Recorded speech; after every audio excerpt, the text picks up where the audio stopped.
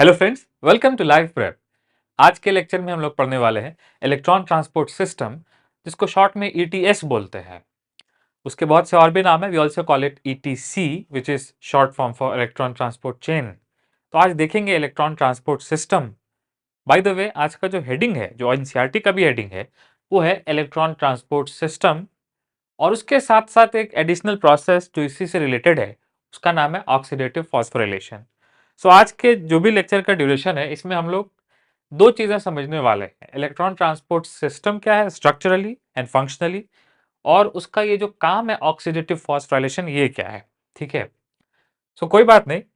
Electron transport system पे आने से पहले मैं थोड़ा सा क्लैरिफाई कर दूं। देखो, इलेक्ट्रॉन ट्रांसपोर्ट सिस्टम हम लोग तब बोलते हैं जब एनर्जी कैरियर्स में या रेडॉक्स कैरियर्स में या फिर किसी भी मॉलिक्यूल के अंदर हाई एनर्जी इलेक्ट्रॉन फ्लो कर रहा है।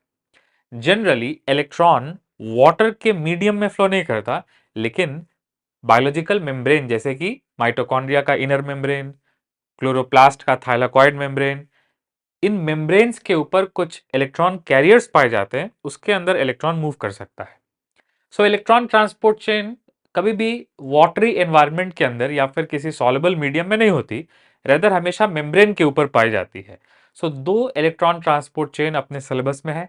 पहली है फोटोसिंथेसिस वाली, उसको हम लोग बोलते हैं फोटोसिंथेटिक इलेक्ट्रॉन ट्रांसपोर्ट चेन, जो हम लोगों ने photosynthesis in higher plant chapter में पढ़ा।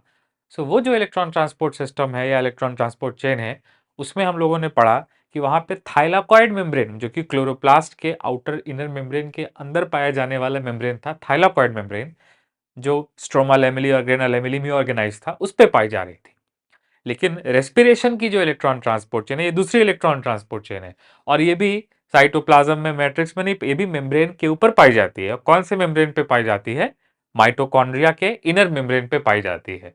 So just remember before starting, वो ये है कि इलेक्ट्रॉन ट्रांसपोर्ट सिस्टम या फिर इलेक्ट्रॉन ट्रांसपोर्ट चेन हमेशा मेम्ब्रेन्स के ऊपर पाया जाता है। फोटोसिंथेसिस वाला कहाँ पाया जाता है? थाइलाकॉइड मेम्ब्रेन, जिसको हम लोग ग्रेना लेमिली, स्टोमा लेमिली बोलते हैं, जो दो तरह से ऑर्गेनाइज है। और रेस्पिरेशन वाला इलेक्ट्रॉन ट्रांसपोर्ट चेन कहाँ पाया जाता है? माइटोकॉन्ड्रिया के इनर मेम्ब्रेन पे।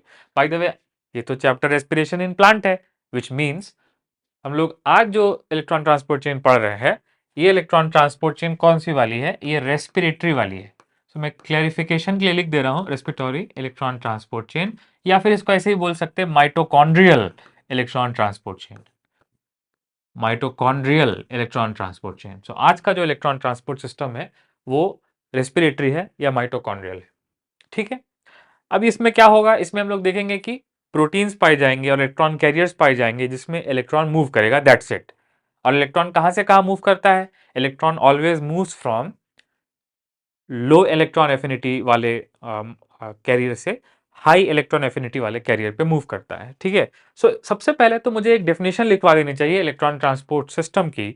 इलेक्ट्रॉन ट्रांसपोर्ट सिस्टम की डेफिनेशन क्या हो जाएगी? इलेक्ट्रॉन ट्रांसपोर्ट सिस्टम की डेफिनेशन क्या हो जाएगी? सो लिख लो, these are series of electron carriers, these are series of electron carriers।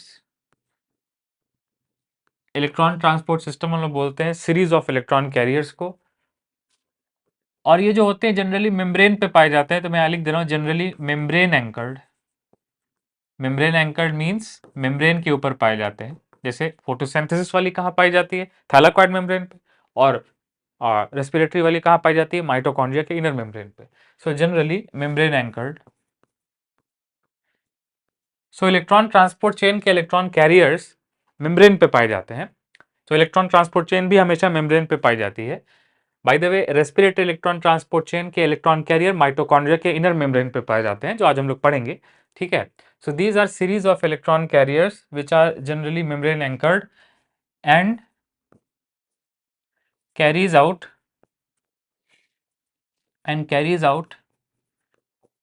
Electron transport. और इसमें इलेक्ट्रॉन ट्रांसपोर्ट होता है कहां से कहां? फ्रॉम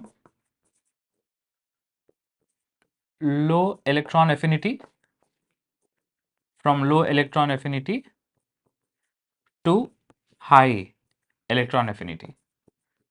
मतलब जिसको इलेक्ट्रॉन की कम ज़रूरत है उससे जिसको इलेक्ट्रॉन की ज़्यादा ज़रूरत है, वहाँ से वहाँ इलेक्ट्रॉन स्पॉन्टेनियसली मूव करता है। So electron moves from low electron affinity to high electron affinity. ठीक है, इसको हम लोग समझाने के लिए ऐसे लिख सकते हैं कि एक इलेक्ट्रॉन कैरियर है, इससे इलेक्ट्रॉन मूव करेगा नेक्स्ट इलेक्ट्रॉन कैरियर पे, नेक्स्ट इलेक्ट्रॉन कैरियर पे। ठीक है, आई डोंट नो व्हाई मैं एक बार इलेक्ट्रॉन को सिंबॉलिक फॉर्म में लिख रहा हूँ, दूसरी बार वर्ड फॉर्म में लिख रहा हूँ, कोई बात नहीं। ठीक है, सो एनीवेज एक से अगले इलेक्ट्रॉन कैरियर पे इलेक्ट्रॉन मूव करेगा, लेकिन याद रखो ये वाला कैसा है, लो एफिनिटी वाला है, मतलब इसको इलेक्ट्रॉन की उतनी जरूरत नहीं है। और ये वाला जो है वो क्या है, हाई इलेक्ट्रॉन एफिनिटी वाला है, इसको इलेक्ट्रॉन की ज्यादा जरूरत है, सो हाई इलेक्ट्रॉन एफिनिटी। इसमें एक बात और याद रख सकते हो आप कि जो इलेक्ट्रॉन देगा नेक्स्ट वाले को, तो जो इलेक्ट्रॉन देगा वो उसको हम लोग बोलेंगे रिड्यूसिंग एजेंट, और जो इलेक्ट्रॉन लेगा उसको क्या बोलेंगे, ऑक्सीडाइजिंग एजेंट। सो ये वाले के रिस्पेक्ट में ये वाला ऑक्सीडाइजिंग एजेंट है, और इस वाले के रिस्पेक्ट में ये वाला रिड्यूसिंग एजेंट है। सो आप ऐसे बोल सकते हो कि इन दोनों के बीच में ये वाला क्या है, बेटर रिड्यूसिंग एजेंट, क्योंकि इलेक्ट्रॉन दे रहा है। So this one is better reducing agent, और ये क्या है, better oxidizing agent, better oxidizing agent, क्योंकि इलेक्ट्रॉन ले रहा है, खुद रिड्यूस हो रहा है, तो ऑक्सीडाइजिंग एजेंट है। So once again electron transport chain हमेशा याद रखो, बहुत सिंपल सा कंसेप्ट है कि बहुत सारे इलेक्ट्रॉन कैरियर होंगे, वो लिपिड हो सकते हैं, वो प्रोटीन हो सकते हैं, मतलब केमिकल्स होंगे। Electron carriers basically mean chemicals होंगे। सो बहुत सारे केमिकल्स होंगे जो कि मेम्ब्रेन पे पाए जाएंगे, और ये जो इलेक्ट्रॉन कैरियर होंगे ये इलेक्ट्रॉन को कैरी करेंगे, लेकिन किस ऑर्डर में, लो इलेक्ट्रॉन एफिनिटी से हाई इलेक्ट्रॉन एफिनिटी, मतलब रिड्यूसिंग एजेंट से ऑक्सीडाइजिंग एजेंट। मतलब इन सारे इलेक्ट्रॉन कैरियर का इलेक्ट्रॉन एफिनिटी सेम नहीं होगा, किसी का लो होगा जो कि रिड्यूसिंग एजेंट होगा, किसी का हाई होगा जो कि ऑक्सीडाइजिंग एजेंट होगा, इलेक्ट्रॉन मूव करेगा।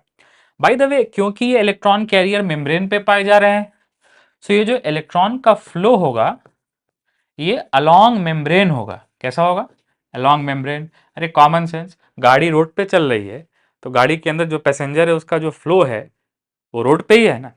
उसी तरह से अगर इलेक्ट्रॉन कैरियर मेम्ब्रेन पे है, सो इलेक्ट्रॉन कहाँ जाएगा, मेम्ब्रेन पे जाएगा ना। सो electron moves, flows along membrane, electron electron transport chain के अलोंग मूव कर रहा है। सो वो मेम्ब्रेन पे है तो इलेक्ट्रॉन भी मेम्ब्रेन मेम्ब्रेन मूव करेगा। सो इलेक्ट्रॉन कैसे मूव करता है, अलोंग द मेम्ब्रेन। इसी सिस्टम को हम लोग क्या बोलते हैं, इलेक्ट्रॉन ट्रांसपोर्ट सिस्टम। अब जनरली इलेक्ट्रॉन ट्रांसपोर्ट सिस्टम का काम यह होता है कि इलेक्ट्रॉन को ऐसे ले जाता है, और इलेक्ट्रॉन को ऐसे ले जाने में एनर्जी निकलती है। मतलब ये जो इलेक्ट्रॉन इधर से इधर जा रहा है ये हाई एनर्जी से लो एनर्जी पे जा रहा है। आप ऐसे बोल सकते हो कि लो एफिनिटी वाला ये जो इलेक्ट्रॉन कैरियर है इसमें इलेक्ट्रॉन की एनर्जी हाई है, तो ये क्या है, हाई एनर्जी है। ठीक है, ये वाला स्टेट कौन सा स्टेट है, जो बेटर रिड्यूसिंग एजेंट है वो कौन सा स्टेट है, हाई एनर्जी स्टेट है। और ये वाला कौन सा स्टेट है, लो एनर्जी स्टेट है। So common sense, high energy से लो एनर्जी पे इलेक्ट्रॉन जा रहा है इलेक्ट्रॉन ट्रांसपोर्ट चेन में। सो कंसेप्ट ये है कि इलेक्ट्रॉन हाई एनर्जी से लो एनर्जी पे जाएगा अलोंग द इलेक्ट्रॉन कैरियर्स, लेकिन इस इलेक्ट्रॉन फ्लो से निकलने वाली एनर्जी को इलेक्ट्रॉन ट्रांसपोर्ट चेन यूज करेगी, मतलब ये जो कैरियर्स हैं ये यूज करेंगे, और समहाउ समहाउ प्रोटॉन्स को पंप करेंगे। कहां से, प्रोटॉन का क्या करेंगे, पंप करेंगे। सो इलेक्ट्रॉन ट्रांसपोर्ट सिस्टम सिंपल सा कंसेप्ट है।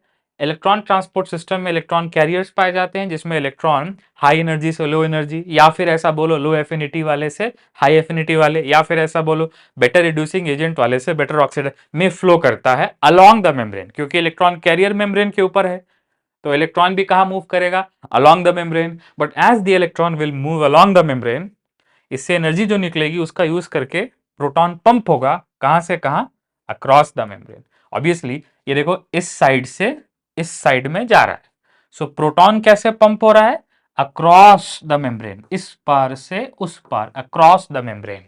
अगर ये मेम्ब्रेन है सो प्रोटॉन कैसे जा रहा है? Across the membrane.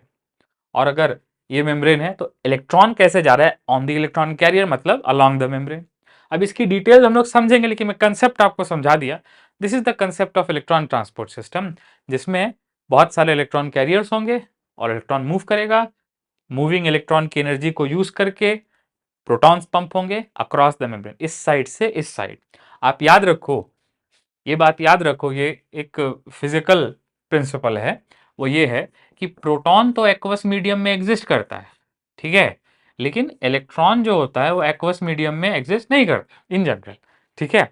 So the basic idea is, proton तो अक्रॉस द मेम्ब्रेन जा सकता है, लेकिन इलेक्ट्रॉन जो है वो अक्रॉस द मेम्ब्रेन नहीं जाता। इलेक्ट्रॉन इलेक्ट्रॉन कैरियर्स के साथ रहेगा, because electron does not exist in aqueous medium, proton exist in aqueous medium. तो प्रोटॉन इधर से इधर जा सकता है।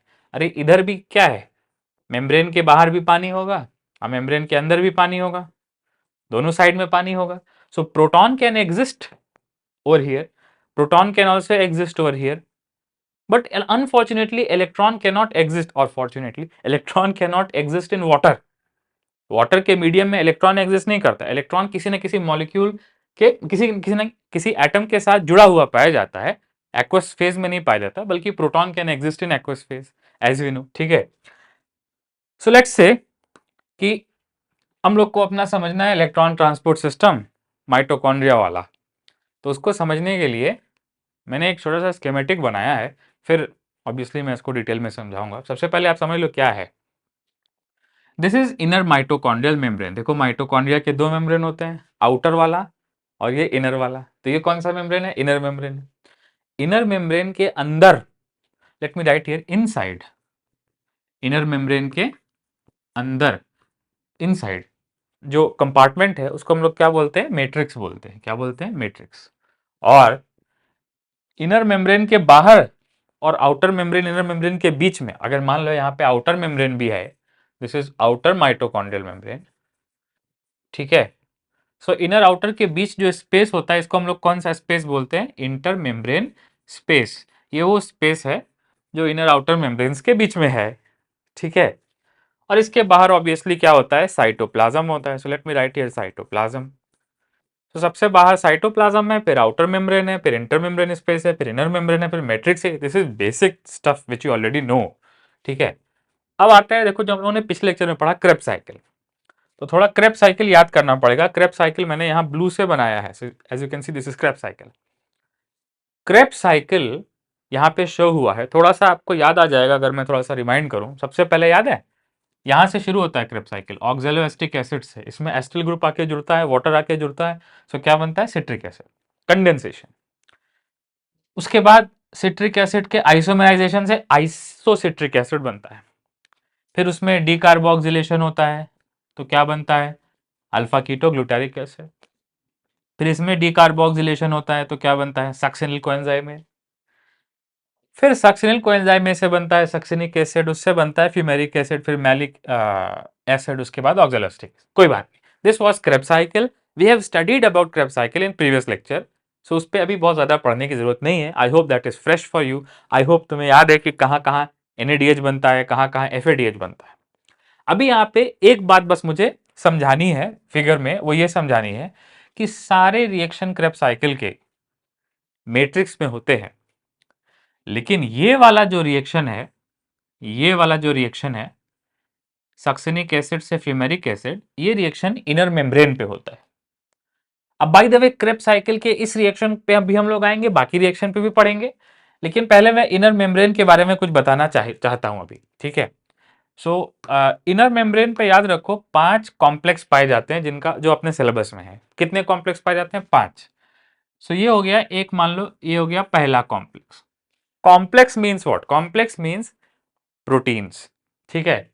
सो ये जो मैं 1 लिखा हूं, ये एक तरह का मल्टी प्रोटीन कॉम्प्लेक्स है, कई सारे प्रोटीन का बना हुआ एक कॉम्प्लेक्स मॉलिक्यूल है, एक एंटिटी है जो यहाँ पाया जाता है। सो 5 होते हैं तो उनका नाम भी क्या? 1 2 3 4 5। Complex 1, next we have complex 2, ठीक है। Next we have complex 3, next we have complex 4, and next we have complex 5। अब यहां मैं एक चीज क्लियर कर दूं, कितने कॉम्प्लेक्सेस पाए जाते हैं 1 थ्रू 5, 1 से लेके 5 तक, ये कॉम्प्लेक्सेस क्या है? They are basically they are multi protein complexes. ये प्रोटीन के बने हुए कॉम्प्लेक्स एंटिटीज हैं जो कि मेम्ब्रेन पे पाए जाते हैं। They are made up of protein sub units. Proteins are polymers of amino acid. बहुत सारी चीजें इसमें और भी कोएंजाइम्स को फैक्टर भी जुड़े होते हैं, ठीक है। So at the end inner mitochondrial membrane पे 5 अलग अलग कॉम्प्लेक्सेस पाए जाते हैं। अब इन 5 में से जो 4 हैं उनको हम लोग बोलते हैं इलेक्ट्रॉन ट्रांसपोर्ट चेन। 5 में से 1 से लेके 4 तक, ये जो है 1 से लेके 4 तक, इनको हम लोग बोलते हैं इलेक्ट्रॉन ट्रांसपोर्ट सिस्टम या फिर electron transport chain if you like. ETC भी बोल सकते हो, ईटीएस भी बोल सकते हो, they are basically the same thing, ठीक है। इलेक्ट्रॉन ट्रांसपोर्ट चेन या इलेक्ट्रॉन ट्रांसपोर्ट सिस्टम में कितने कॉम्प्लेक्सेस इन्वॉल्व हैं? So answer is 4। और जो फिफ्थ कॉम्प्लेक्स है ये इलेक्ट्रॉन ट्रांसपोर्ट चेन में इन्वॉल्व नहीं है, ये एटीपी बनाने में इन्वॉल्व है। सो ये वाला is not electron transport chain, इस वाले का दूसरा नाम है, इस वाले का नाम है ATP synthase. ATP synthase. So 5 complexes हैं जिसमें से 4 इलेक्ट्रॉन ट्रांसपोर्ट चेन का हिस्सा है और पांचवा वाला इलेक्ट्रॉन ट्रांसपोर्ट में इन्वॉल्व नहीं है बल्कि एटीपी सिंथेसिस में डायरेक्टली इन्वॉल्व है, ठीक है। सो इसको हम लोग बोलते हैं एटीपी सिंथेज, ठीक है। अब इसको मैं इधर लिख दे रहा हूं just to save some space, इसको मैं इधर लिख दे रहा हूं फिफ्थ वाले को एटीपी सिंथेज। बाय द वे ये नाम सुना होगा, इस वाले को हम लोग F0 F1 भी बोलते हैं, F0 F1 पार्टिकल भी बोलते हैं, ऑक्सीजोम भी बोलते हैं, बहुत सारे नाम है इसके, बट डज नॉट मैटर, अभी उस पर नहीं। अब थोड़े कॉम्प्लेक्स के बारे में कुछ और बातें। जो कॉम्प्लेक्स 1 है इसका नाम है NADH डिहाइड्रोजिनेस। क्या नाम है? NADH dehydrogenase. जो कॉम्प्लेक्स 2 है इसका नाम है सक्सिनेट डिहाइड्रोजिनेस। इसका नाम क्या है? Succinate dehydrogenase. ये जो कॉम्प्लेक्स 3 है इसका नाम है साइटोक्रोम BC1। और ये जो कॉम्प्लेक्स 4 है इसका नाम है साइटोक्रोम A/A3, ठीक है। तो ये माउथफुल है, ये याद करना पड़ेगा, ठीक है। सो कॉम्प्लेक्स 1 कौन है? NADH dehydrogenase. यहां पे NADH का ऑक्सीडेशन होता है। कॉम्प्लेक्स 2 क्या है? Succinate dehydrogenase. यहां पे सक्सिनेट का ऑक्सीडेशन होता है। कॉम्प्लेक्स 3 क्या है? Cytochrome BC1। Why it is called BC1? क्योंकि इसमें 2 सब यूनिट है, एक का नाम है B, दूसरे का नाम है C1। और तीसरा चौथा वाला जो है साइटोक्रोम AA3, इसका नाम AA3 क्यों है? क्योंकि साइटोक्रोम AA3 जो है ये, इसके अंदर 2 पार्ट हैं, एक पार्ट है साइटोक्रोम A, दूसरा पार्ट है साइटोक्रोम A3। ओके, चलो कोई बात नहीं, फिर से आते हैं। इलेक्ट्रॉन ट्रांसपोर्ट चेन या इलेक्ट्रॉन ट्रांसपोर्ट सिस्टम कुछ नहीं है बल्कि कलेक्शन ऑफ इलेक्ट्रॉन कैरियर्स है जो कि किसी मेम्ब्रेन पे पाए जाते हैं। इनका काम होता है इलेक्ट्रॉन को मेम्ब्रेन मेम्ब्रेन पे ट्रांसफर करना बिटवीन देमसेल्व्स, और इसका यूज करके प्रोटॉन पंप होता है अक्रॉस द मेम्ब्रेन। तो यहां पे क्या होगा? यहां पे क्या होगा कि इलेक्ट्रॉन मूव करेगा इन इलेक्ट्रॉन कैरियर्स में और इसकी एनर्जी का यूज करके प्रोटॉन पंप होगा। कहां से कहां? प्रोटॉन पंप होगा मैट्रिक्स से इंटरमेम्ब्रेन स्पेस में, जिसको हम लोग अभी पढ़ेंगे, ठीक है। सो कोई बात नहीं, एक बार देखो क्रेब्स साइकिल थोड़ा सा याद करो, इसको इससे रिलेट करने की कोशिश करते हैं। सो क्रेब्स साइकिल में हम लोगों ने अभी रिसेंटली पढ़ा है, इनफैक्ट पिछले लेक्चर में ही पढ़ा है कि क्रेब्स साइकिल में सारे रिएक्शन कहाँ होते हैं? मैट्रिक्स में। लेकिन सक्सिनेट से फ्यूमेरेट कहाँ बनता है? कॉम्प्लेक्स 2 पे। कैन यू सी इसका नाम क्या है? Succinate dehydrogenase. सक्सिनेट से फ्यूमेरेट कहाँ बनता है? कॉम्प्लेक्स 2 पे। बाकी सारे रिएक्शन कहाँ होंगे? मैट्रिक्स के अंदर होंगे। अब यहां पे क्रेब्स साइकिल में अलग अलग रिएक्शंस में NAD+ से NADH बन रहा था, तो मैं यहां दिखा रहा हूं, नोटिस करो। आइसोसिट्रिक एसिड से जब अल्फा कीटोग्लूटारिक एसिड बनता है तो उस केस में भी NAD+ से क्या बनता है? NADH+ बनता है ना। नेक्स्ट, अल्फा कीटोग्लूटारिक एसिड से जब सक्सिनल कोएंजाइम में बनता है तब भी क्या बनता है? NAD+ से NADH, तब भी बनता है।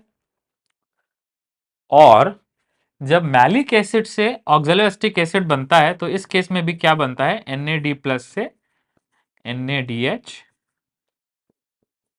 H plus. इसको आप बोल सकते हो NAD प्लस का रिडक्शन। तो अभी जो मैंने येलो से बनाया है, जो लिखा है वो क्या लिखा है, NAD प्लस से NADH, NAD प्लस से NADH, NAD प्लस से NADH। इसका मतलब NAD प्लस का रिडक्शन 3 स्टेप्स में होता है। जब मैलिक एसिड का ऑक्सीडेशन होता है ऑक्सैलोएसिटिक एसिड में, तब भी NAD प्लस का रिडक्शन होता है। जब आइसोसिट्रिक एसिड का ऑक्सीडेटिव डिकार्बोक्सिलेशन होता है, तब भी NAD का रिडक्शन होता है। और जब अल्फा कीटोग्लूटारिक एसिड का ऑक्सीडेटिव डिकार्बोक्सिलेशन होता है, तब भी NAD प्लस का रिडक्शन होता है। इसका मतलब NAD प्लस क्रेब्स साइकिल में NADH में कन्वर्ट होता है। तो सवाल यह है कि फिर NADH का क्या होगा। तो NADH का यह होगा कि NADH कहीं का भी बना हो, आप ऐसे समझ लो कि NADH जो है ये करेंसी है, ये 100 रुपए का नोट है, ये किसी के भी हाथ में रहे, उसकी value is like 100 rupee note value. ठीक है, वो पर्सन जो होल्ड करता है उससे नोट की वैल्यू नहीं होती है, नोट की वैल्यू उसके ऊपर छपी होती है। So basically NADH is like a currency. ठीक है, सो NADH चाहे ये वाला हो चाहे ये वाला हो, चाहे they are all same. 100 rupee note in my pocket is same as 100 rupee note in your pocket if you have that. ठीक है, सो कोई बात नहीं। सो NADH जो है ये यहां, ये वाला भी NADH कॉम्प्लेक्स 1 पे आके ऑक्सीडाइज होगा, ये वाला NADH भी कॉम्प्लेक्स 1 पे आके ऑक्सीडाइज होगा। ठीक है, और ये वाला NADH भी कॉम्प्लेक्स 1 पे आके ऑक्सीडाइज होगा। सो नोटिस करो कि एक NAD साइकिल चल रहा है जो क्रेब्स साइकिल और इलेक्ट्रॉन ट्रांसपोर्ट चेन के बीच में है। NAD साइकिल में क्या होता है कि NAD प्लस से NADH कहां बनता है, क्रेब्स साइकिल में। और क्रेब्स साइकिल में देखो NAD प्लस से NADH बन रहा है ना, और NADH से NAD प्लस कहां बनता है, कॉम्प्लेक्स 1 पे। So interestingly, Krebs cycle reduces NAD plus to NADH, whereas complex 1 oxidizes NADH back into NAD plus. So complex 1 पे क्या होता है, NADH reduced NADH आपका ऑक्सीडेशन होता है NAD प्लस में, और क्रेब्स साइकिल में अलग अलग स्टेप्स में क्या होता है, NAD प्लस का रिडक्शन होता है NADH में। उसी तरह से ये वाला जो रिएक्शन है, ये वाला जिसमें सक्सिनिक एसिड से फ्यूमेरिक एसिड बनता है, ये कॉम्प्लेक्स 2 पे होता है। तो जब सक्सिनिक एसिड से फ्यूमेरिक एसिड बनता है तो यहाँ पे क्या होता है, FAD प्लस का रिडक्शन। इसका मतलब सक्सिनेट का ऑक्सीडेशन, सक्सिनेट से हाइड्रोजन निकली तो FAD प्लस में गई, FAD प्लस क्या बन जाएगा, FADH2 बन जाएगा। ठीक है, सो जब सक्सिनिक एसिड का ऑक्सीडेशन होता है कहाँ पे, कॉम्प्लेक्स 2 पे होता है, इसका नाम ही है सक्सिनेट डिहाइड्रोजनेज। सो सक्सिनिक एसिड का ऑक्सीडेशन जब होगा, जब उसमें से हाइड्रोजन निकलेगी तो FAD प्लस का रिडक्शन होगा। इसका मतलब succinate dehydrogenase is basically FAD plus reductase. ठीक है, और FAD प्लस से वापस FAD प्लस भी बनता है इसी सक्सिनेट डिहाइड्रोजनेज एंजाइम के अंदर। ठीक है, सो दो बातें अभी याद रखो, समझने के लिए आसान होगा। Let me simplify it once again कि क्रेब्स साइकिल में कोएंजाइम्स का, जैसे कि NAD FAD का, क्रेब्स साइकिल में इन कोएंजाइम्स का रिडक्शन हो रहा है, NAD plus NADH, FAD plus से FADH2। लेकिन इलेक्ट्रॉन ट्रांसपोर्ट चेन के जो कॉम्प्लेक्सेस हैं, कॉम्प्लेक्स 1 कॉम्प्लेक्स 2, यहां पे इनका क्या हो रहा है, ऑक्सीडेशन हो रहा है। मतलब कॉम्प्लेक्स 1 NADH डिहाइड्रोजनेज, यहां पे क्या बनता है, NADH से NAD प्लस। कॉम्प्लेक्स 2 जिसको बोलते हैं सक्सिनेट डिहाइड्रोजनेज, वहां पे भी क्या होता है, FADH2 से FADH भी बनता है। ठीक है, सो ये सारी चीजें हम लोग देखेंगे, एक एक करके इसको समझेंगे। तो मैंने यहाँ पे बेसिक पिक्चर अभी बनाई है, क्रेब्स साइकिल को इससे रिलेट करके समझाया है। अभी आते हैं थोड़ा सा एनसीईआरटी के ऊपर। सो लुक, हम लोगों ने जो पढ़ा वही एनसीईआरटी में लिखा है। I know the font is a little smaller, लेकिन पूरा इसके ऊपर एडजस्ट भी करना था। सो आई होप आप अपने एनसीईआरटी साइड में निकाल के देखोगे तो आपको थोड़ा और अच्छे से दिखेगा। If these are not visible clearly to you, तो आप ऐसा करो, आप अपनी एनसीईआरटी साइड में निकालो, थोड़ा और अच्छा लगेगा। ठीक है, सो एनीवेज, सबसे पहले जो मैंने बताया वो क्या बताया, मैंने बताया कि कितने कॉम्प्लेक्सेस पाए जाते हैं। तो देखो 5 कॉम्प्लेक्सेस पाए जाते हैं। ठीक है, कॉम्प्लेक्स 1 NADH डिहाइड्रोजनेज लिखा हुआ है यहां, complex two, in fact complex two जो है वो नीचे बना है, मतलब सीक्वेंस को फॉलो करके नहीं बना है, और इसे समझाने के लिए ऊपर नीचे बना दिया है। सो कॉम्प्लेक्स टू ये वाला है, कॉम्प्लेक्स टू को हम लोग बोलते हैं succinate dehydrogenase. Next complex three, complex three को हम लोग क्या बोलते हैं, साइटोक्रोम BC1, सब अभी लिखा ना मैंने।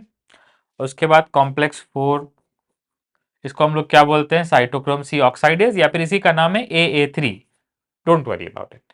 नेक्स्ट उसके बाद एक और कॉम्प्लेक्स है, इसका नाम है कॉम्प्लेक्स फाइव। कॉम्प्लेक्स फाइव को क्या बोलते हैं, ATP synthase.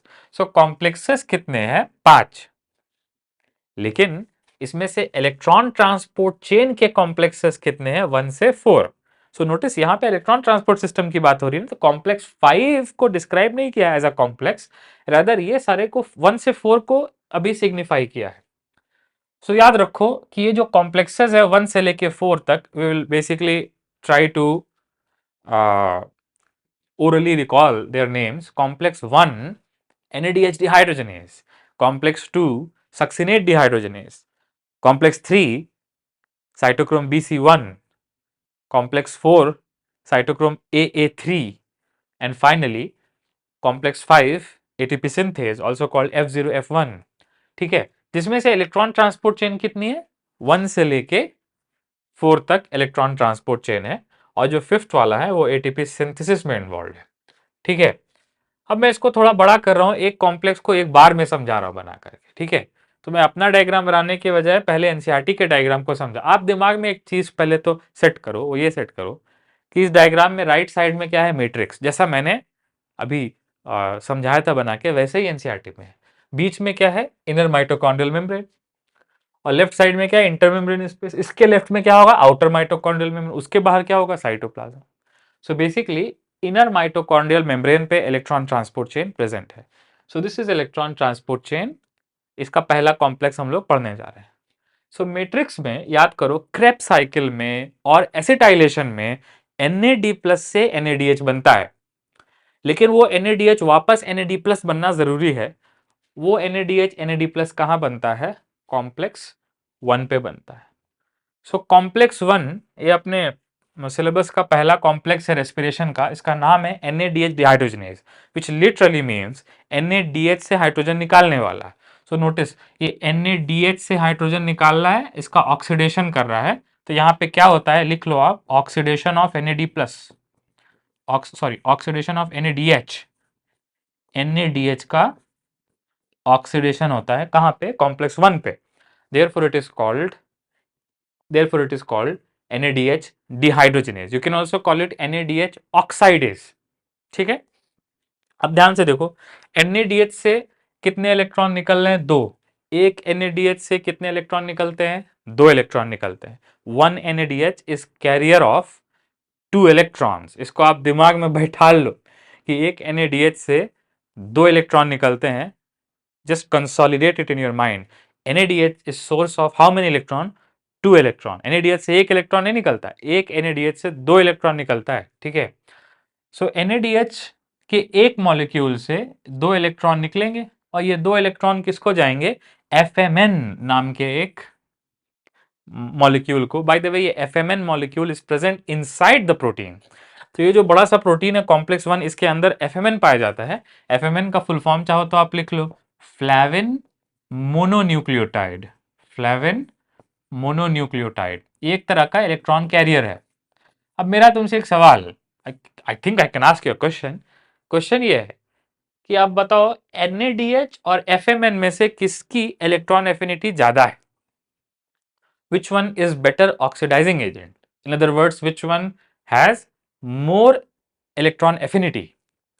Obviously electron NADH से FMN पे जा रहा है, so it has to be कि FMN की इलेक्ट्रॉन एफिनिटी क्या होगी, ज्यादा होगी। ठीक है, सो FMN की इलेक्ट्रॉन एफिनिटी ज्यादा है, NADH से FMN पे इलेक्ट्रॉन चला गया। FMN is better oxidizing agent than NADH। NADH is better reducing agent than FMN। ठीक है, सो कोई बात नहीं, NADH से इलेक्ट्रॉन कहां चला गया, FMN पे चला गया, तो FMN ऑक्सीडाइज्ड स्टेट से किस में चला जाएगा, रिड्यूस्ड स्टेट में, रिवर्सिबली। मतलब अरे मुझे कहीं से पैसा मिला तो मैं अमीर हो गया, फिर मैंने वो पैसा अगर खर्च कर दिया तो मैं फिर से गरीब हो गया। सो वही लॉजिक है कि FMN is like a person which when receives electron from NADH becomes reduced, लेकिन after a very small period, infinitesimally small period, FMN अपना इलेक्ट्रॉन आगे दे देगा और फिर से ऑक्सीडाइज हो जाएगा। इसका मतलब इसके आगे FeS पाए जाते हैं ना। FeS को आप लिख लो iron sulphur clusters, iron sulphur clusters. Fe means iron and S means sulfur. Iron sulfur clusters. So ये मेटालो प्रोटीन बेसिकली सेटअप है। इसमें इसको आप बोल सकते हो ISP भी बोल सकते हो आप, ISP आयरन सल्फर प्रोटीन भी बोल सकते हैं इसको हम लोग, जहां पे लिखा है FeS। So FeS basically are iron sulphur clusters, जिसमें जो है आयरन जो है वो इलेक्ट्रॉन रिसीव कर सकता है FMN से।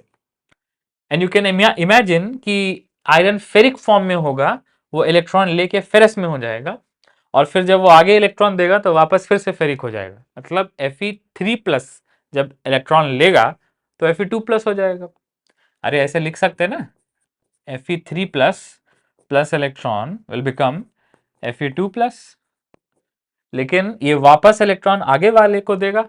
और इनफैक्ट यहाँ पे 7 आयरन सल्फर क्लस्टर होते हैं कॉम्प्लेक्स 1 के अंदर।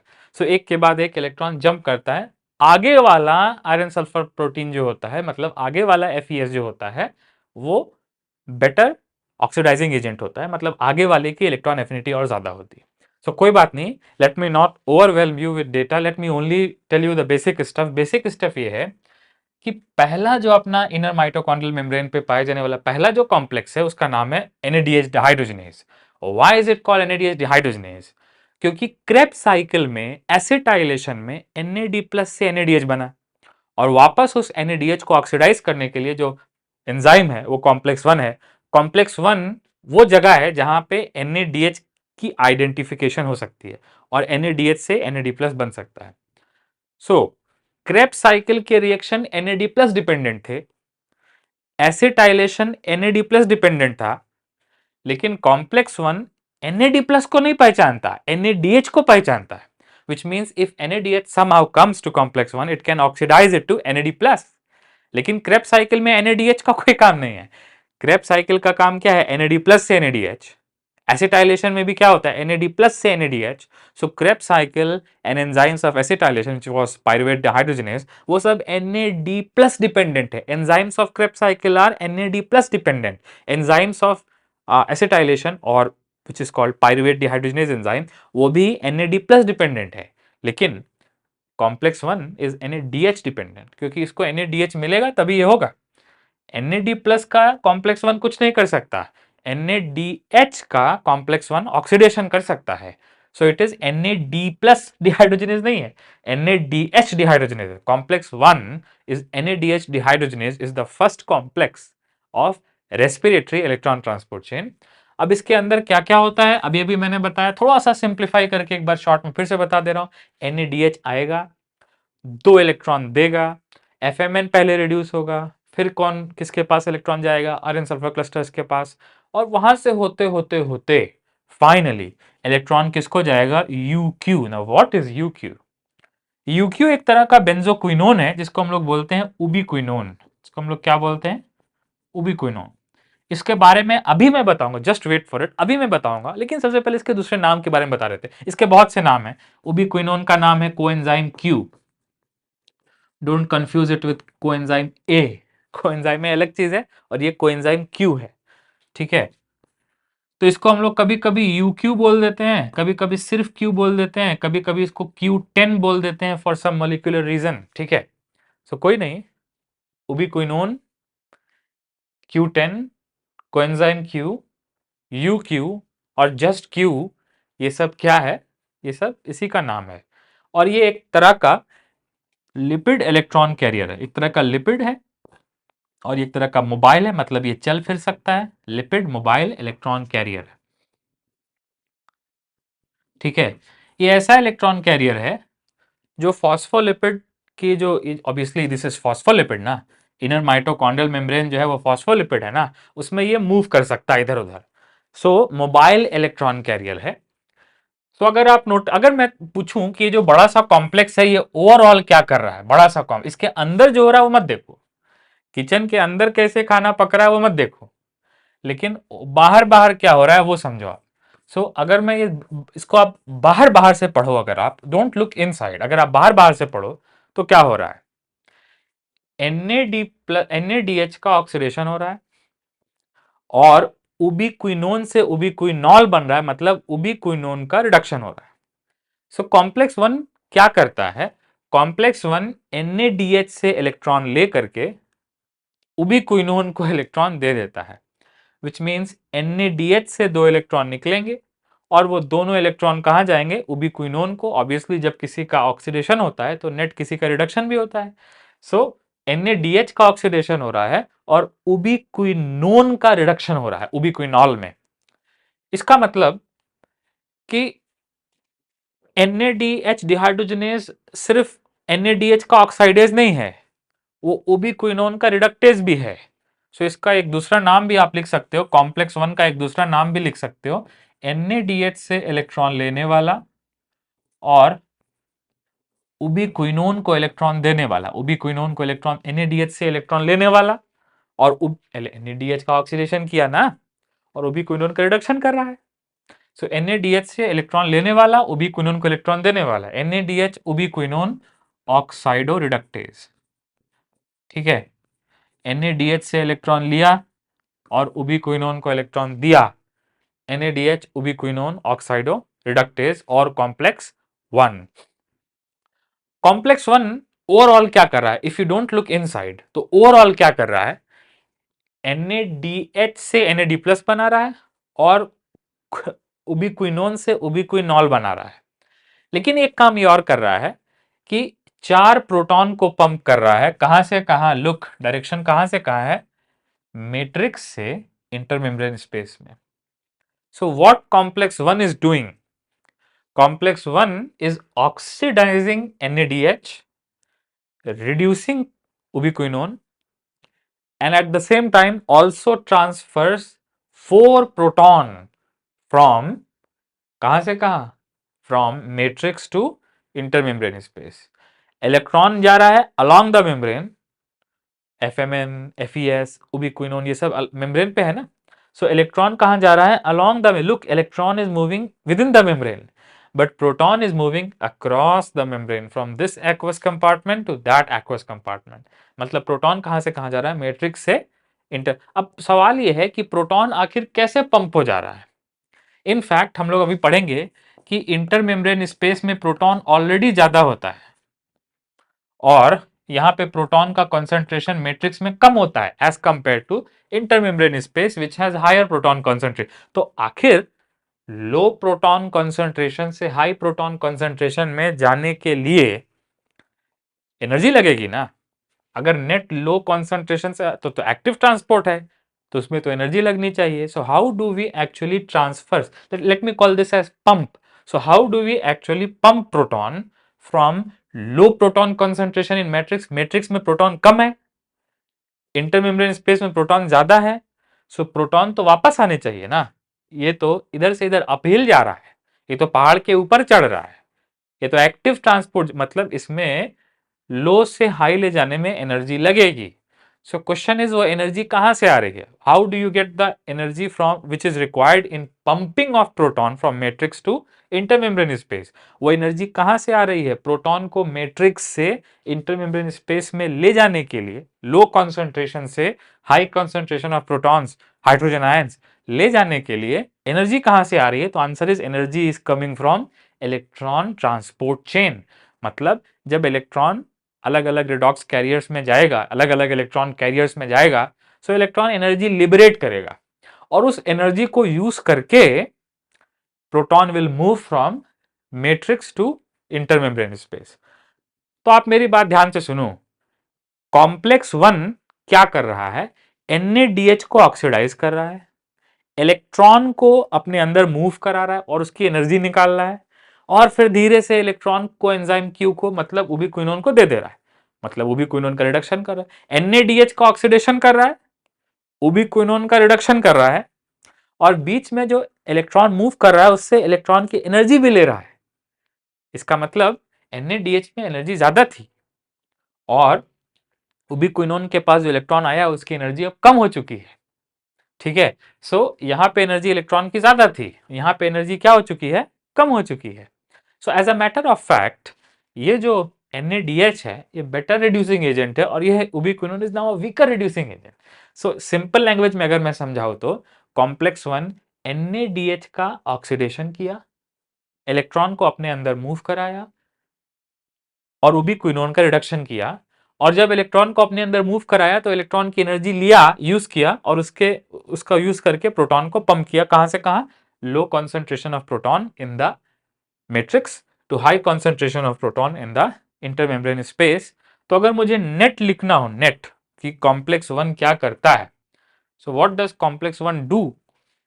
सो कॉम्प्लेक्स वन पे क्या होता है लिख लो, बहुत इंपॉर्टेंट चीज लिखवा रहे हैं। कॉम्प्लेक्स वन पे क्या होता है लिख लो आप। आता क्या है कॉम्प्लेक्स वन पे? कॉम्प्लेक्स वन पे आता क्या है? NAD प्लस आता है या NADH आता है? NADH आता है ना कॉम्प्लेक्स वन पे। और क्या आता है कॉम्प्लेक्स वन पे? कोई उबिक्विनॉल आता है या उबिक्विनोन आता है? उबिक्विनोन आता है।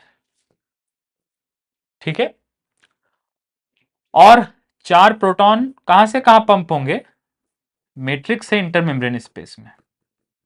सो पहले क्या रहता है कॉम्प्लेक्स वन के रिएक्शन के पहले क्या रहता है? NADH, उबिक्विनोन और 4 प्रोटॉन मैट्रिक्स में। ठीक है, और कॉम्प्लेक्स वन क्या करता है? NADH का ऑक्सीडेशन करता है, तो NADH से क्या बन जाएगा? NAD plus. उबिक्विनोन से क्या बन जाएगा? उबिक्विनॉल। तो late me call it UqH2। ये आपको नहीं समझ में आ रहा, अभी मैं समझाऊंगा इसको। सो उबिक्विनोन से क्या बन जाता है? उबिक्विनॉल। NADH से क्या बन जाता है? NAD plus. और ये जो 4 प्रोटॉन है, ये 4 प्रोटॉन कहां चले जाएंगे? इंटरमेम्ब्रेन स्पेस में चले जाएंगे। सो ध्यान से देखो कॉम्प्लेक्स वन क्या कर रहा है? NADH का ऑक्सीडेशन, जैसे केमिस्ट्री में लिखवाते हैं वैसा मैं लिखवा दे रहा हूं। ठीक है, सो NADH का क्या कर रहा है? Oxidation. Now you are getting this. Ubiquinone का क्या कर रहा है? रिडक्शन।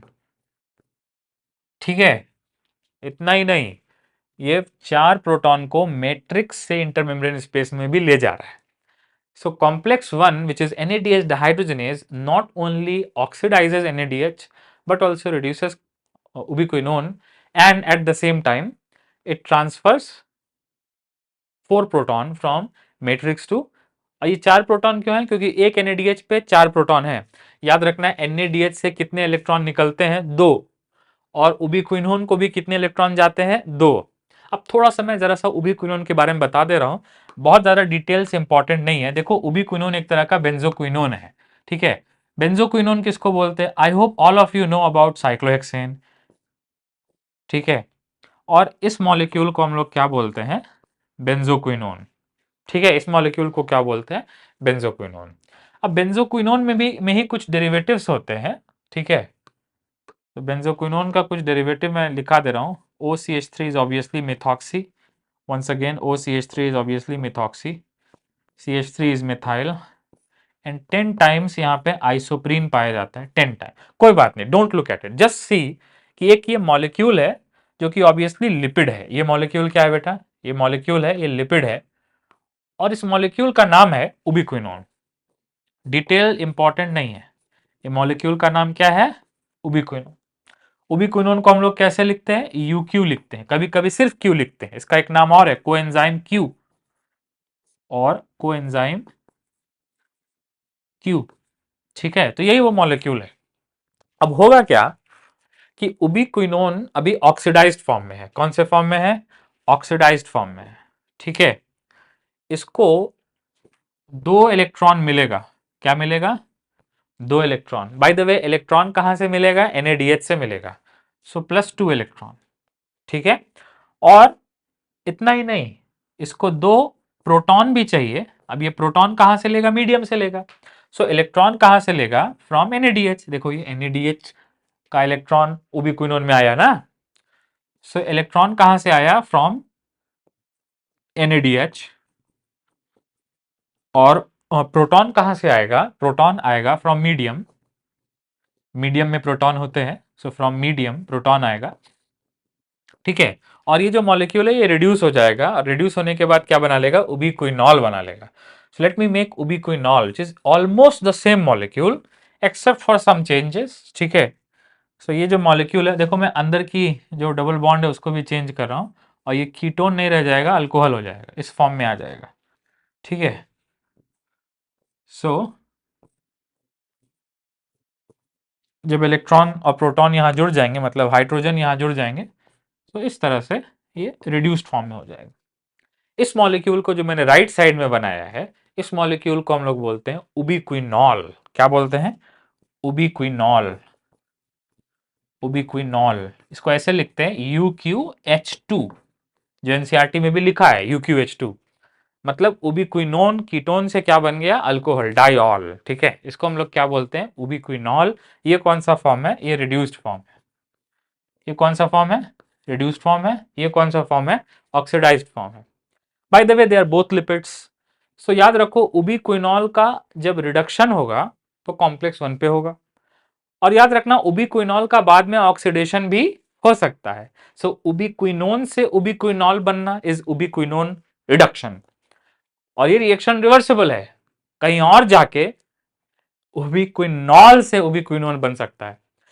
अब नोटिस करो कि ये इलेक्ट्रॉन भी ले रहा है, प्रोटॉन भी ले रहा है, which means ubiquinone is not electron carrier but it is hydrogen carrier, क्योंकि इलेक्ट्रॉन और प्रोटॉन को मिला करके हाइड्रोजन बोल सकते हैं ना। So ubiquinone is actually a hydrogen carrier, जो इलेक्ट्रॉन कहां से ले रहा है, कॉम्प्लेक्स 1 से, और प्रोटॉन कहां से ले रहा है, लेट्स से मीडियम से ले रहा है। सो उबिक्विनोन का रिडक्शन हो गया उबिक्विनॉल में। ये रिएक्शन कहां हुआ, ये रिएक्शन हुआ माइटोकॉन्ड्रिया के कॉम्प्लेक्स 1 पे, ठीक है। इस कॉम्प्लेक्स 1 को समझना सबसे ट्रिकी है, आगे वाला बहुत आसान है। सो एक बार आखिरी बार कॉम्प्लेक्स 1 जो कि येलो कलर का वियर्ड लुकिंग शेप में बना हुआ है, यहां क्या हो रहा है, NADH का ऑक्सीडेशन और उबिक्विनोन का रिडक्शन। मतलब उबिक्विन एक्चुअली एनसीईआरटी अगर ऐसे बनाया होता तो और सेंसिबल होता थोड़ा, उबिक्विनोन से उबिक्विनॉल, ठीक है। मतलब NADH का ऑक्सीडेशन, और don't look at this one, look at this one, look at the red one, ubiquinone का रिडक्शन और NADH का ऑक्सीडेशन, ये होता है, ठीक है। सो कोई बात नहीं, नाउ ये मैंने अच्छे से समझा दिया। अब आते हैं कॉम्प्लेक्स 3 को छोड़ो, अब आते हैं कॉम्प्लेक्स 2 के ऊपर। बाय द वे ये वाला कॉम्प्लेक्स 3, इस पे अभी आएंगे। ये कौन सा है, कॉम्प्लेक्स 2।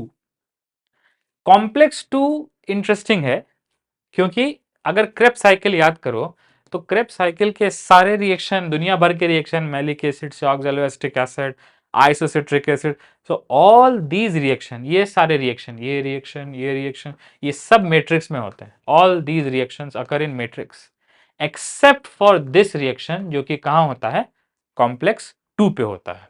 सक्सेनिक एसिड से फ्यूमेरिक एसिड वाला रिएक्शन कहां होता है, कॉम्प्लेक्स 2 पे होता है, क्योंकि इसका एंजाइम कौन है, succinate dehydrogenase, which is nothing but complex 2। सो जो कॉम्प्लेक्स 2 है इसका नाम क्या है, सक्सिनेट डिहाइड्रोजनेज। यहां पे सक्सेनिक एसिड से फ्यूमेरिक एसिड बनता है। याद रखना कि सक्सेनिक एसिड जो है ये सैचुरेटेड है, और फ्यूमेरिक एसिड जो है ये अनसैचुरेटेड है, मतलब दो हाइड्रोजन निकलती है। सो दो हाइड्रोजन किसको जाएगी, सबसे पहले हो जाएगी FAD+ को, और FAD+ से क्या बन जाएगा, FADH2, ठीक है। अरे जब मैं यहाँ पे ऐसे इसको अलग से बना दे रहा हूं, जब सक्सिनेट का ऑक्सीडेशन होगा उस समय FAD+ का रिडक्शन होगा, तो मैं यहां लिख दे रहा हूं FAD+ से क्या बन जाएगा, FADH2, ठीक है। फिर FADH2 का फिर से ऑक्सीडेशन होगा, सो इलेक्ट्रॉन किसको जाएंगे, आयरन सल्फर क्लस्टर्स को। आयरन सल्फर क्लस्टर से इलेक्ट्रॉन किसको जाएंगे, उबिक्विनोन को। याद करो जिस तरह से कॉम्प्लेक्स 1 ने उबिक्विनोन को इलेक्ट्रॉन दिए, उसी तरह से कॉम्प्लेक्स 2 भी उबिक्विनोन को इलेक्ट्रॉन दे रहा है, विच मींस कॉम्प्लेक्स 2 भी इलेक्ट्रॉन लेता किससे है, सक्सिनेट से, मगर देता किसको है, यह भी उबिक्विनोन को ही देता है। इसका मतलब कॉम्प्लेक्स 1 NADH से इलेक्ट्रॉन लेकर के उबिक्विनोन को दे रहा है, और कॉम्प्लेक्स 2 सक्सिनेट से इलेक्ट्रॉन लेकर के उबिक्विनोन को दे रहा है। इसका मतलब सक्सिनेट का ऑक्साइडेज है और उबिक्विनोन का रिडक्टेज है। सो इस एंजाइम को कॉम्प्लेक्स 2 को सक्सिनेट डिहाइड्रोजनेज का एक नाम और हो गया सक्सिनेट से इलेक्ट्रॉन लेने वाला और उबिक्विनोन को इलेक्ट्रॉन देने वाला, सक्सिनेट उबिक्विनोन ऑक्साइडो रिडक्टेज। मैं इसको एक और तरह से बोल देता हूं, NADH का ऑक्सीडेशन कहां होता है? कॉम्प्लेक्स 1 पे। सक्सिनेट का ऑक्सीडेशन कहां होता है? कॉम्प्लेक्स 1 पे। लेकिन उबिक्विनोन का रिडक्शन कहां होता है? कॉम्प्लेक्स 1 पे भी होता है और कॉम्प्लेक्स 2 पे भी होता है। इसका मतलब कॉम्प्लेक्स 1 एंड कॉम्प्लेक्स 2 का कॉमन फंक्शन है उबिक्विनोन से उबिक्विनॉल बनाना। यहां पे भी 2 इलेक्ट्रॉन आएंगे सक्सिनेट से और वो FAD से होते हुए आयरन सल्फर क्लस्टर से होते हुए उबिक्विनोन को जाएंगे। लेकिन नोटिस करो कॉम्प्लेक्स 1 और कॉम्प्लेक्स 2 में एक फर्क है कि जब कॉम्प्लेक्स 1 इलेक्ट्रॉन को अंदर अंदर अपने कैरी कर रहा था तो प्रोटॉन पंप कर रहा था, लेकिन जब कॉम्प्लेक्स 2 छोटा होता है और जब कॉम्प्लेक्स 2 जो होता है इलेक्ट्रॉन को पंप करता है, सो प्रोटॉन इधर से इधर नहीं जाते। इसका मतलब कॉम्प्लेक्स 1 एक NADH पे 4 प्रोटॉन को पंप करता है, लेकिन कॉम्प्लेक्स 2 एक सक्सिनेट पे प्रोटॉन को पंप नहीं करता है। ठीक है, इसका मतलब कि कॉम्प्लेक्स 2 की जो इक्वेशन है वो क्या हो जाएगी? कॉम्प्लेक्स 2 की इक्वेशन क्या हो जाएगी? जैसे कॉम्प्लेक्स 1 की इक्वेशन लिखी ना हम लोगों ने, वैसे ही मैं कॉम्प्लेक्स 2 की भी लिखवा दे रहा हूं। एट कॉम्प्लेक्स 2 पे क्या होगा? सक्सिनेट डिहाइड्रोजनेज पे क्या होगा? आएगा सक्सिनेट और कौन आएगा? उबिक्विनोन। ठीक है, और कॉम्प्लेक्स 2 इसको किस में कन्वर्ट कर देगा? सक्सिनेट का ऑक्सीडेशन करेगा, 2 इलेक्ट्रॉन ले लेगा, फ्यूमेरिक एसिड बन जाएगा और उबिक्विनोन से क्या बन जाएगा? उबिक्विनॉल। ठीक है, लेकिन नोटिस करो कि जिस तरह से यहाँ पे 4H प्लस मैट्रिक्स से IMS में जा रहे थे इंटर में, उस तरह से यहाँ पे कुछ नहीं जा रहा है। ठीक है, so complex 2 carries out oxidation of succinic acid into fumaric acid and reduction of ubiquinone into ubiquinol, but does not carry out any proton pumping। मतलब ये प्रोटॉन इंटरमेम्ब्रेन स्पेस के प्रोटॉन को बढ़ाता नहीं है। नोटिस करो, अब थोड़ा सा हम लोग यहाँ देख सकते हैं कि कौन सा वाला प्रोटॉन को बढ़ाता है, कौन सा वाला प्रोटॉन को नहीं बढ़ाता है। तो just out of curiosity you can सी कि कॉम्प्लेक्स 1, कॉम्प्लेक्स 3 और कॉम्प्लेक्स 4 प्रोटॉन को पंप कर रहे हैं, लेकिन कॉम्प्लेक्स 2 प्रोटॉन को पंप नहीं कर रहा है। अब नोटिस करो, चाहे कॉम्प्लेक्स 1 हो चाहे कॉम्प्लेक्स 2 हो, दोनों ने सक्सिनेट से या NADH से इलेक्ट्रॉन लेके उबिक्विनॉल बना दिया ना। इसका मतलब कॉम्प्लेक्स 1 का भी काम क्या है? उबिक्विनॉल बनाना। और कॉम्प्लेक्स 2 का भी काम क्या है? उबिक्विनॉल बनाना। उबिक्विनोन से उबिक्विनॉल दोनों बना रहा है ना। कॉम्प्लेक्स 1 सक्सिनेट, कॉम्प्लेक्स 1 NADH से इलेक्ट्रॉन लेके उबिक्विनॉल बना रहा है और कॉम्प्लेक्स 2 जो है वो सक्सिनेट से इलेक्ट्रॉन लेके but both of them carries out synthesis of ubiquinol from ubiquinone, which means कि अब आगे की जो साइकिल है वो चाहे NADH से आए चाहे सक्सिनेट से आए सेम होगा, क्योंकि दोनों मर्ज हो गए उबिक्विनॉल पे। ठीक है, और ये कहा जाएगा, ये उबिक्विनॉल चाहे कॉम्प्लेक्स 1 से आए चाहे कॉम्प्लेक्स 2 से आए, उबिक्विनॉल पे नहीं लिखा है कि ये कॉम्प्लेक्स 1 वाला है या कॉम्प्लेक्स 2 वाला है। सो उबिक्विनॉल भी एक करेंसी है, इस पे नहीं लिखा है कि ये कॉम्प्लेक्स 1 से आया है या कॉम्प्लेक्स 2 से आया है। चाहे जहां से भी उबिक्विनॉल आए, उबिक्विनॉल हमेशा कहां जाएगा? कॉम्प्लेक्स 3 पे। याद रखो, उबिक्विनोन को कौन पहचानता है? कॉम्प्लेक्स 1 भी और कॉम्प्लेक्स 2 भी। लेकिन उबिक्विनॉल को कौन पहचानता है? कॉम्प्लेक्स 3। इसका मतलब उबिक्विनॉल से उबिक्विनोन कहां बनेगा? कॉम्प्लेक्स 3 पे बनेगा। उबिक्विनॉल से उबिक्विनोन कहां बनेगा? कॉम्प्लेक्स 3 पे। सो एक बार फिर से, उबिक्विनोन से उबिक्विनॉल कहां बनता है? मतलब ऑक्सीडाइज फॉर्म से रिड्यूस फॉर्म, उबिक्विनोन से उबिक्विनॉल कहां बनता है? कॉम्प्लेक्स 1 पे भी और कॉम्प्लेक्स 2 पे भी। लेकिन उबिक्विनॉल से उबिक्विनोन कहां बनता है? सिर्फ और सिर्फ कॉम्प्लेक्स 3 पे। सो एक कॉम्प्लेक्स है, इसका नाम है कॉम्प्लेक्स 3 या फिर साइटोक्रोम BC1। इसमें 2 पार्ट हैं, साइटोक्रोम B और cytochrome C1, hence the name cytochrome BC1। इसमें उबिक्विनॉल, ये बेसिकली उबिक्विनॉल का ऑक्साइडेज है। ये किसका ऑक्साइडेज है? उबिक्विनॉल का ऑक्साइडेज है। ठीक है, तो ये उबिक्विनॉल का क्या करेगा? ऑक्सीडेशन। और सबसे पहले उबिक्विनॉल से इलेक्ट्रॉन किसको जाएंगे? साइटोक्रोम B को, फिर आयरन सल्फर क्लस्टर्स को, फिर साइटोक्रोम C1 को। Can you see the name cytochrome BC1, ठीक है। और अल्टीमेटली इलेक्ट्रॉन किसको देगा, ये छोटे से सॉल्युबल प्रोटीन को जिसका नाम है साइटोक्रोम C। इसका मतलब उबिक्विनॉल से इलेक्ट्रॉन ले करके साइटोक्रोम C को देने वाला, मतलब उबिक्विनॉल का ऑक्साइडेज है, और ये जो छोटा सा प्रोटीन है जिसको इलेक्ट्रॉन दे रहा है, इसका नाम है साइटोक्रोम C। साइटोक्रोम C का ये क्या है, रिडक्टेज है। By the way cytochrome C पहले फेरिक फॉर्म में रहेगा, लेकिन इलेक्ट्रॉन ले करके क्या हो जाएगा, फेरस फॉर्म में हो जाएगा, ठीक है।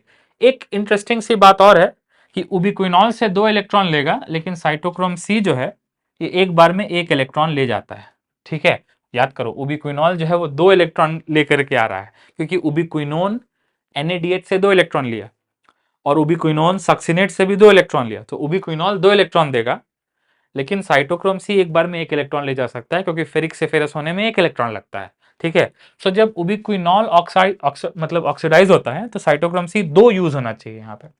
साइटोक्रोम C छोटा सा प्रोटीन है जो कि इनर माइटोकॉन्ड्रियल मेम्ब्रेन के इनर नहीं, आउटर साइड पे पाया जाता है। So cytochrome C is a small protein, soluble protein which is present on outer surface of inner mitochondrial membrane. ये इनर माइटोकॉन्ड्रियल मेम्ब्रेन है, ये इसका इनर साइड है, ये इसका आउटर साइड है। So outer side of inner mitochondrial membrane पे पाया जाता है cytochrome C, which is an iron containing protein, small protein which is located on outer surface of inner mitochondrial membrane. So sequence क्या है, B iron sulphur cluster, C1 ubiquinol का oxidation. अब हम लोग इसको एक इक्वेशन के फॉर्म में लिखते हैं तो थोड़ा अच्छा लगेगा, ठीक है। कॉम्प्लेक्स 3 पे क्या होता है, देखो कॉम्प्लेक्स 3 पे ऐसा कुछ होता है। कॉम्प्लेक्स 3 मतलब साइटोक्रोम BC1, ठीक है। यहां पे क्या होता है, आता क्या है यहां पे उबिक्विनॉल, और ये किस में कन्वर्ट हो जाता है, उबिक्विनोन में, मतलब उबिक्विनोन का ऑक्सीडेशन। और साइटोक्रोम C का रिडक्शन, मतलब यहां पे आता क्या है, साइटोक्रोम C कौन से वाले कंडीशन में, फेरिक वाले कंडीशन में, और ये कन्वर्ट किस में हो जाता है, साइटोक्रोम C फेरिक से फेरस वाले में कन्वर्ट हो जाता है। अब यहां पर आप एक बात नोटिस करो, उबिक्विनॉल से 2 इलेक्ट्रॉन आते हैं, तो इसलिए मैंने 2 साइटोक्रोम C लिया है। तो साइटोक्रोम C का क्या हो गया, फेरिक से फेरस, मतलब साइटोक्रोम C का क्या हो गया, रिडक्शन। और उबिक्विनॉल का क्या हो गया, ऑक्सी। इतना ही नहीं, इस प्रोसेस में आप नोटिस करो कि ये 2 प्रोटॉन उठाएगा कहां से, मैट्रिक्स से, और 4 प्रोटॉन ये पंप कर देगा किसमें, इंटरमेम्ब्रेन स्पेस में। सो उठाया 2, पंप 4 कैसे कर रहा है, तो 2 इसने लिए मैट्रिक्स से, और 2 ये उबिक्विनॉल वाले भी है ना। सो उबिक्विनॉल वाले 2 प्रोटॉन और मैट्रिक्स वाले 2 प्रोटॉन, टोटल मिला के 4 प्रोटॉन ये इंटरमेम्ब्रेन स्पेस में छोड़ देगा। सो ये है बैलेंस्ड इक्वेशन कॉम्प्लेक्स 3 पे होने वाले रिएक्शन की। कॉम्प्लेक्स 3 उबिक्विनॉल का ऑक्साइडेज है, चाहे उबिक्विनॉल कॉम्प्लेक्स 1 से बन के आया हो, चाहे कॉम्प्लेक्स 2 से बन के आया हो, उसका ऑक्सीडेशन हमेशा कहां होता है, कॉम्प्लेक्स 3 पे होता है। कॉम्प्लेक्स 3 इज उबिक्विनॉल ऑक्साइडेज, लेकिन it is also cytochrome C reductase, as you can see. So आप इसको एक नाम में अगर बोलना है तो आप क्या बोल सकते हो, इसको बोल सकते हो आप उबिक्विनॉल से इलेक्ट्रॉन लेने वाला। सो आई विल राइट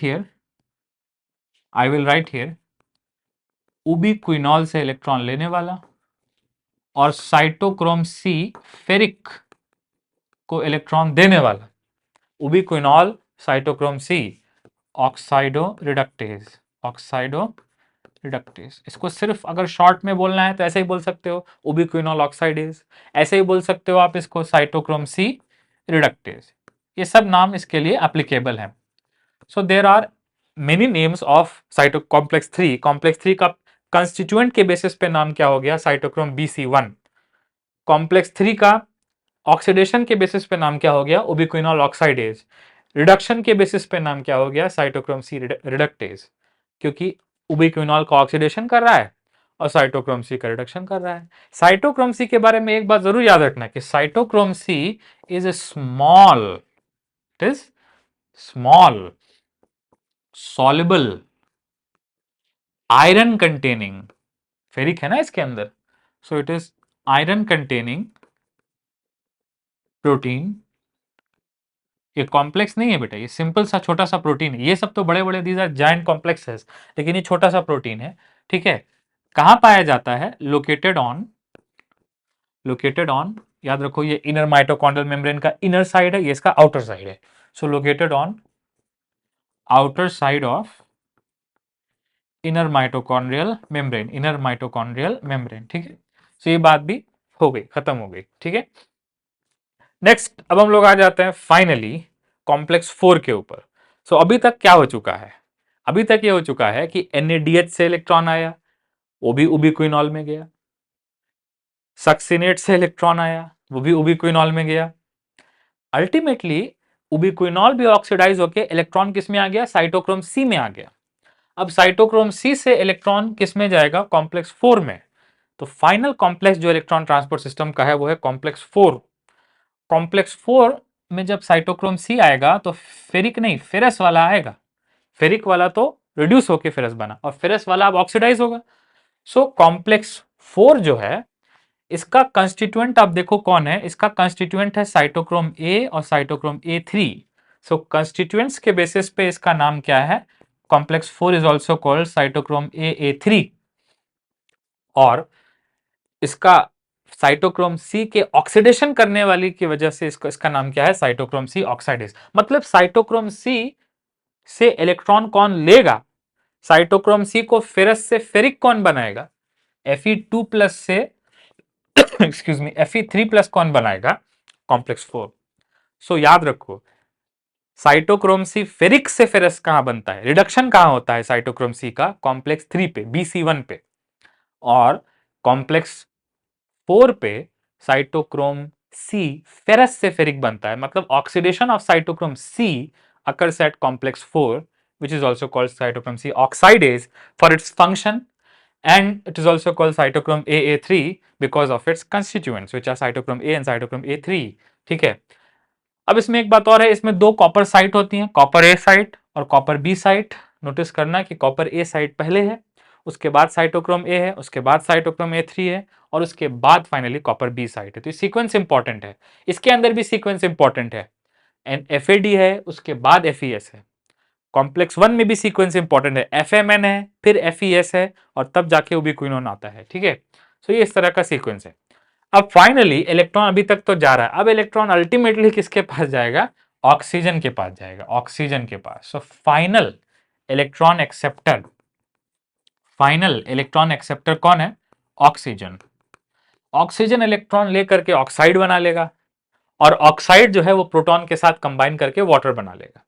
आप याद रखना कि ऑक्सीजन इलेक्ट्रॉन भी ले रहा है, कहां से ले रहा है? इलेक्ट्रॉन ट्रांसपोर्ट चेन से। और ऑक्सीजन प्रोटॉन भी ले रहा है, मतलब अरे मैट्रिक्स से प्रोटॉन भी ले रहा है ना। So oxygen is electron acceptor from electron transport chain and proton acceptor from medium. So ultimately oxygen is hydrogen acceptor। क्या बोल सकते हैं इसको? Oxygen is hydrogen acceptor. ठीक है, और एक ऑक्सीजन मॉलिक्यूल ऑक्साइड बना के दो प्रोटॉन लेके क्या बना लेगा? H2O। आप एक बात याद रखो कि यहाँ पे ऑक्सीजन जो है वो दो इलेक्ट्रॉन लेगा, इसका मतलब NADH से दो इलेक्ट्रॉन आए, सक्सिनेट से भी दो इलेक्ट्रॉन आए, उबिक्विनॉल में भी दो इलेक्ट्रॉन है। इसको मैं लिख करके समझा देता हूं। बाय द वे, इस प्रोसेस में भी यहाँ पे बहुत सारे ट्रांजिशन होते हैं, तो दो प्रोटॉन पंप होते हैं। सो कॉम्प्लेक्स 4 की इक्वेशन भी लिखनी जरूरी है। कॉम्प्लेक्स 4 में क्या हो रहा है? देखो, कॉम्प्लेक्स 4 में क्या हो रहा है? कॉम्प्लेक्स 4 जिसका नाम है साइटोक्रोम सी का ऑक्साइडेज। यहां पे साइटोक्रोम सी आ रहे हैं कौन से वाले? फेरस वाले, मतलब रिड्यूस्ड वाले। और क्या बन जा रहे हैं? साइटोक्रोम सी कौन से वाले? फेरिक वाले, मतलब ऑक्सीडाइज्ड वाले। सेंसिबल है ना? नेक्स्ट, यहां पे जो ऑक्सीजन एटम है वो किस में कन्वर्ट हो जा रहा है? ऑक्साइड में कन्वर्ट हो जा रहा है। किस में कन्वर्ट हो जा रहा है? ऑक्साइड में कन्वर्ट हो जा रहा है। इतना ही नहीं, क्योंकि दो इलेक्ट्रॉन दिया ना साइटोक्रोम सी ने। इतना ही नहीं, दो प्रोटॉन को ये कहां से उठा रहा है? मैट्रिक्स से उठा रहा है। और कहां पे पंप कर दे रहा है? इसको पंप कर दे रहा है, दो प्रोटॉन को इंटरमेम्ब्रेन स्पेस में। इतना ही नहीं, यहां पे एक छोटा सा कैच और है। एक छोटा सा कैच ये है कि ये दो प्रोटॉन को और मैट्रिक्स से उठा रहा है, दो प्रोटॉन को और मैट्रिक्स से उठा रहा है। तो मैट्रिक्स से बेसिकली 4 प्रोटॉन हटे ना, दो प्रोटॉन को और, लेकिन इसको इंटरमेम्ब्रेन स्पेस में पंप नहीं कर रहा, इसको ऑक्साइड के साथ कंबाइन करके 2H+ को ऑक्साइड के साथ कंबाइन करके क्या बना दे रहा है, वाटर मॉलिक्यूल। सो इंटरेस्टिंगली क्या हो रहा है, दो साइटोक्रोम सी दो इलेक्ट्रॉन ऑक्सीजन एटम को दे रहा है जो कि वाटर मॉलिक्यूल बना दे रहा है। इस प्रोसेस में 4 प्रोटॉन कंज्यूम हो रहे हैं, लेकिन दो वाटर में जा रहे हैं और जो दो प्रोटॉन है वो इंटरमेम्ब्रेन स्पेस में चले जा रहे हैं। सो बेसिकली पंपिंग हो रही है दो की मैट्रिक्स से इंटरमेम्ब्रेन स्पेस में, और मैट्रिक्स से ही दो कंज्यूम होकर वाटर के इधर बन जा रहे हैं। सो ये है कॉम्प्लेक्स 4 की बैलेंस्ड इक्वेशन। आई होप मैं बार बार बैलेंस्ड इक्वेशन बना रहा हूं, उससे कंसेप्ट थोड़ा स्ट्रांग हो रहा होगा। सो आई रियली होप कि ये हेल्पफुल है आपके लिए। ठीक है, तो देखो दो प्रोटॉन मैट्रिक्स से सीधा गए, ठीक है, ये पंपिंग है, लेकिन यहां पे भी तो दो प्रोटॉन यूज हुए ना वाटर बनाने में। ठीक है, इतना ही नहीं, साइटोक्रोम सी यहां जो आया वो फेरस वाला आया और ऑक्सीडाइज होकर फेरिक वाला बन गया, और ऑक्सीजन यहां पे आई और ऑक्साइड बन के प्रोटॉन के साथ कंबाइन होकर क्या बन गई, water molecule. So final electron acceptor which is also proton acceptor is oxygen atom, जो कि हाइड्रोजन का एक्सेप्टर है। और सीक्वेंस आप याद रखो, कॉपर साइट ये वाली साइड। ठीक है, अच्छा, ऑक्सीडेटिव फॉस्फोराइलेशन हम लोग ऑब्वियसली पढ़ेंगे डिटेल में अगले लेक्चर में, लेकिन आप एक चीज नोटिस करो, चाहे NADH हो और चाहे सक्सिनेट हो, ये दोनों देते कितने इलेक्ट्रॉन है, दो इलेक्ट्रॉन है। कितने इलेक्ट्रॉन देते हैं, दो इलेक्ट्रॉन। ठीक है, पहले ये दो इलेक्ट्रॉन कहां जाते हैं, कॉम्प्लेक्स 1 पे जाते हैं, लेकिन सक्सिनेट वाले जो दो इलेक्ट्रॉन है ये कॉम्प्लेक्स 2 पे जाते हैं, जाते हैं ना। उसके बाद ये जो दो इलेक्ट्रॉन है ये कॉम्प्लेक्स 1 से उबिक्विनोन के पास जाते हैं।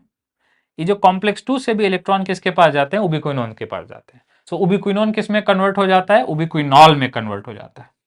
ठीक है, नाउ उबिक्विनॉल चाहे ये वाला हो चाहे ये वाला हो, दोनों किसको देता है, कॉम्प्लेक्स 3 को इलेक्ट्रॉन देता है ना। चाहे उबिक्विनॉल पे थोड़ी लिखा है कि वो कॉम्प्लेक्स 1 का है या कॉम्प्लेक्स 2 का है, दोनों ही, मतलब उबिक्विनॉन आ करके दोनों इलेक्ट्रॉन के सोर्स एक हो जाते हैं। ठीक है, अब क्या होगा, कॉम्प्लेक्स 3 से इलेक्ट्रॉन किसके पास जाते हैं, साइटोक्रोम सी के पास जाते हैं, साइटोक्रोम सी के पास जाते हैं ना। और साइटोक्रोम सी से कहां जाते हैं इलेक्ट्रॉन, साइटोक्रोम सी से जाते हैं इलेक्ट्रॉन कॉम्प्लेक्स 4 के पास, कॉम्प्लेक्स 4 के पास। ठीक है, कॉम्प्लेक्स 4 के पास, और कॉम्प्लेक्स 4 से इलेक्ट्रॉन किसके पास जाते हैं, ऑक्सीजन एटम के पास, ऐसा, ऑक्सीजन एटम के पास ऐसा जाता है।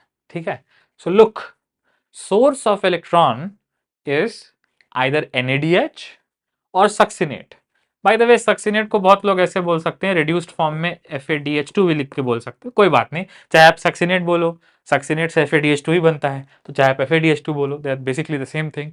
ठीक है, सो NADH हो चाहे ये हो, ये सब बैलेंस है अपने आप में। ठीक है, बस एक यहाँ पे छोटी सी चेंज है कि ये डबल मेहनत करेगा, क्योंकि एक बार में दो इलेक्ट्रॉन को नहीं ले जा सकता, बाकी सब एक बार में दो इलेक्ट्रॉन को ले जा सकते हैं। So everywhere it is two electron, everywhere it is two electron.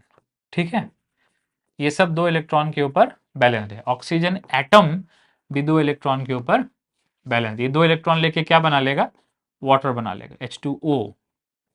Let's say क्या बना लेगा, H2O। ठीक है, सो एक NADH से कितना वाटर मॉलिक्यूल बनता है, एक। ठीक है, एक सक्सिनेट से कितना वाटर मॉलिक्यूल बनता है, everything is balance for 2H2O, sorry, everything is balance for 2 electrons. ठीक है, सो ये सीन है। अब दोनों में एक छोटा सा अंतर है, जब सक्सिनेट यूज होता है सोर्स ऑफ इलेक्ट्रॉन और जब NADH, तो एक छोटा सा अंतर है। याद करो, कॉम्प्लेक्स 1 4 प्रोटॉन पंप कर रहा था, कॉम्प्लेक्स 3 भी 4 प्रोटॉन पंप कर रहा था, और कॉम्प्लेक्स 4 2 प्रोटॉन पंप कर रहा था। इसका मतलब 4 + 4 8 और +2 10 प्रोटॉन। सो 10 प्रोटॉन्स पंप होते हैं। ठीक है, 10 प्रोटॉन पंप होते हैं। एक NADH पे कितने प्रोटॉन पंप होते हैं, 10 प्रोटॉन। लेकिन कंट्री टू दैट, अगर आप ये देखो सक्सिनेट वाला केस देखो, जब FADH2 वाला केस देखो, तो इस वाले केस में क्या हो रहा है, कॉम्प्लेक्स 2 प्रोटॉन पंप नहीं कर रहा है, कॉम्प्लेक्स 3 तो उबिक्विनॉल पे प्रोटॉन पंप करेगा 4 प्रोटॉन। ये तो सेम है ना, कॉम्प्लेक्स 1 और कॉम्प्लेक्स 2 अलग है। इसका मतलब जब NADH सोर्स होता है इलेक्ट्रॉन का तो कॉम्प्लेक्स 2 इन्वॉल्व नहीं है, और जब सक्सिनेट सोर्स होता है इलेक्ट्रॉन का तो कॉम्प्लेक्स 1 इन्वॉल्व नहीं है, लेकिन दोनों ही केस में 3 और 4 और साइटोक्रोम C इन्वॉल्व है। ठीक है, अच्छा, इसका मतलब 4 यहां और 2 प्रोटॉन यहां, सो टोटल कितने प्रोटॉन्स इन्वॉल्व हो गए, अगर देखो तो टोटल कितने प्रोटॉन्स इन्वॉल्व हो गए इस केस में, 6 प्रोटॉन्स, 6 प्रोटॉन पंप हो गए। इसका मतलब more protons are pumped when NADH is source of electron and less protons are pumped when FADH और succinate is source of electron। आप याद करो कि उसके बाद इन प्रोटॉन्स का, ये जो प्रोटॉन्स पंप हो रहे हैं, इन प्रोटॉन्स का अल्टीमेट गोल क्या है, इन प्रोटॉन्स का गोल ये है कि ये प्रोटॉन्स IMS में भर जाएंगे, इससे एक इलेक्ट्रोकेमिकल ग्रेडियंट बनेगा। याद करो प्रोटॉन एक चार्ज मॉलिक्यूल है, अगर यहां प्रोटॉन ज्यादा है और यहां अगर प्रोटॉन कम है, सो मतलब इधर पॉजिटिव चार्ज ज्यादा है, इधर पॉजिटिव चार्ज कम है, विच मींस इधर नेगेटिव चार्ज है और इधर नेट पॉजिटिव चार्ज है। सो इसको हम लोग बोलते हैं इलेक्ट्रोकेमिकल ग्रेडियंट। ठीक है, क्योंकि प्रोटॉन ज्यादा है प्रोटॉन कम है, तो ये प्रोटॉन का भी ग्रेडियंट है और ये इलेक्ट्रिसिटी का भी ग्रेडियंट है, so it is called electrochemical gradient. ठीक है, H प्लस इधर ज्यादा, H प्लस इधर कम, इसको हम लोग बोलते हैं इलेक्ट्रोकेमिकल ग्रेडियंट। इसका एक और नाम है प्रोटॉन मोटिव फोर्स। क्या क्या नाम है इसका, प्रोटॉन मोटिव फोर्स। इसका मतलब NADH और FADH की एनर्जी को यूज करके प्रोटॉन ग्रेडियंट बनाया। क्या बोलते हैं इसको, हम लोगों ने फोटोसिंथेसिस में ही पढ़ा, इसको हम लोग बोलते हैं केमियोस्मोसिस। क्या बोलते हैं, केमियोस्मोसिस। मतलब फोटोसिंथेसिस में क्या होता है कि लाइट का यूज करके प्रोटॉन ग्रेडियंट बनता है, लेकिन रेस्पिरेशन में क्या होता है कि NADH और सक्सिनेट के ऑक्सीडेशन की एनर्जी का यूज करके प्रोटॉन ग्रेडियंट बनता है। इसीलिए वहां बोलते हैं फोटोफॉस्फोराइलेशन और यहां बोलते हैं ऑक्सीडेटिव फॉस्फोराइलेशन। वाई इट, यहां पे ऑक्सीडेटिव वर्ड क्यों यूज कर रहे हैं, क्योंकि यहां पे NADH और FADH का ऑक्सीडेशन हुआ, उससे प्रोटॉन ग्रेडियंट बना। और फोटोसिंथेसिस में हम लोग उसको क्या बोलते थे, फोटोफॉस्फोराइलेशन, क्योंकि वहां लाइट एनर्जी इलेक्ट्रॉन को एक्साइट करती थी रिएक्शन सेंटर से, तब प्रोटॉन ग्रेडियंट बनता था। थाइलाकॉइड के ल्यूमेन के अंदर प्रोटॉन कलेक्ट होते थे, यहाँ पे इंटरमेम्ब्रेन स्पेस में प्रोटॉन कलेक्ट हो रहे हैं। अब ये जो प्रोटॉन है ये वापस जाएंगे F0 के F1 से होते हुए, bye the way this is complex 5, इसका नाम है ATP सिंथेस। जब यहां से यहां प्रोटॉन जाएंगे तो ATP बनेगा। ATP कैसे बनता है, ADP IP से ATP बनता है। इसको हम लोग बोलते हैं ऑक्सीडेटिव फॉस्फोराइलेशन। इसको हम लोग क्या बोलते हैं, ऑक्सीडेटिव फॉस्फोराइलेशन। ऑक्सीडेटिव फॉस्फोराइलेशन का मतलब है प्रोटॉन ग्रेडियंट जो ATP बनाने के लिए यूज हो रहा है, वो प्रोटॉन ग्रेडियंट बनाने के लिए एनर्जी कहां से आ रही है, oxidation of NAD and oxidation of oxidation of NADH and oxidation of succinate. So remember why it is called oxidative phosphorylation, because since energy comes from, क्योंकि एनर्जी कहां से आती है, energy comes from oxidation of NADH and oxidation of FADH या succinate. So ultimately electron transport chain क्या कर रहा है, NADH और FADH2 या फिर सक्सिनेट की एनर्जी को रिलीज कर रहा है थ्रू ऑक्सीडेशन, और इलेक्ट्रॉन को मूव करा रहा है, फाइनली ऑक्सीजन को दे दे रहा है। चाहे NADH से इलेक्ट्रॉन है, चाहे इलेक्ट्रॉन सक्सिनेट से है, FADH2 से है, फाइनली इलेक्ट्रॉन किसको चला जा रहा है, फाइनली इलेक्ट्रॉन चला जा रहा है अल्टीमेटली ऑक्सीजन एटम को।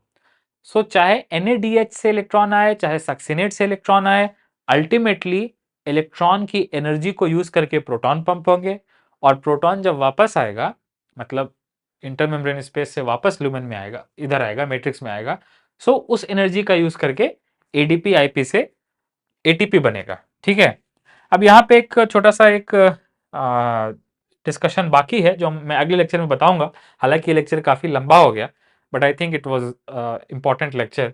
आप याद रखो कि ATP सिंथेस जिसको F0 F1 बोलते हैं, इसमें दो पार्ट होते हैं। इसका F0 पार्ट जो होता है वो बेस होता है, और ये कहाँ होता है, inter membrane, sorry inner mitochondrial membrane में होता है। और जो इसका F1 हेड है जो कैटलिटिक होता है, ये मैट्रिक्स के तरफ प्रोट्रूड होता है, ठीक है।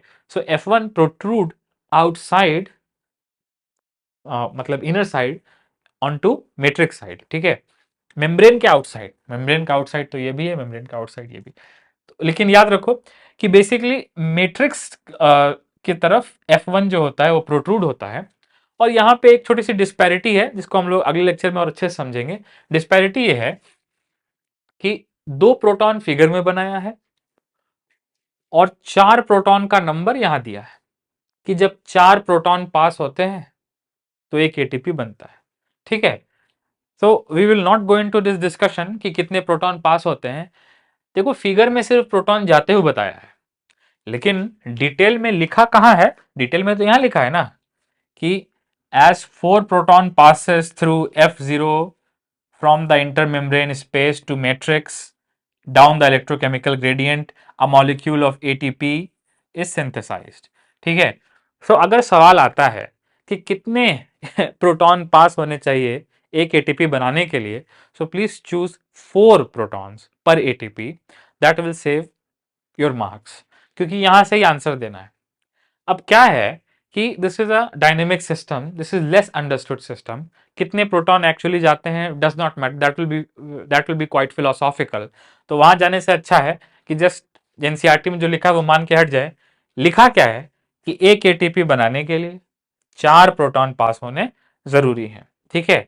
अब एक फाइनली एक बात और मैं यहां लिख देता हूं कि एनसीईआरटी में कन्वर्जन के लिए क्या बोला है।